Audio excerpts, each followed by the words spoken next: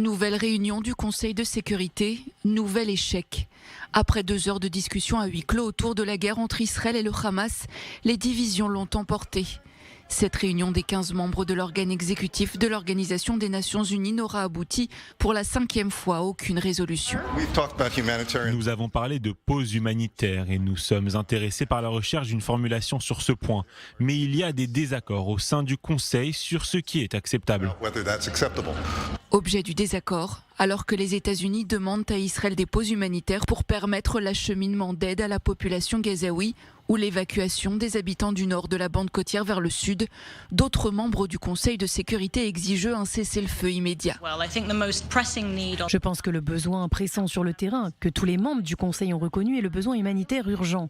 Mais je pense que le problème plus important, et de nombreux membres du Conseil reconnaissent que sans une cessation des hostilités appliquées immédiatement, bien trop de civils ont déjà perdu la vie et bien trop de civils continueront à perdre la vie, à moins que cela ne soit mis en place.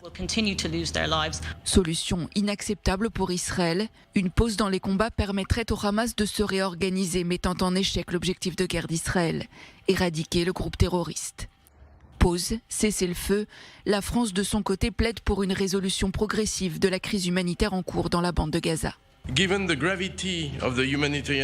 tenu de la gravité de la situation humanitaire et de l'ampleur des besoins de la population de Gaza, la France appelle à une trêve humanitaire immédiate. Cette trêve doit être durable et soutenue. Elle est absolument nécessaire et doit aboutir à un cessez-le-feu.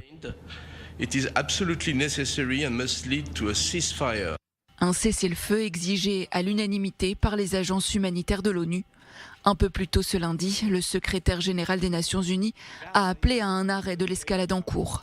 Antonio Guterres a une nouvelle fois condamné Israël, qu'il accuse de violer le droit international et d'avoir transformé Gaza en cimetière pour enfants.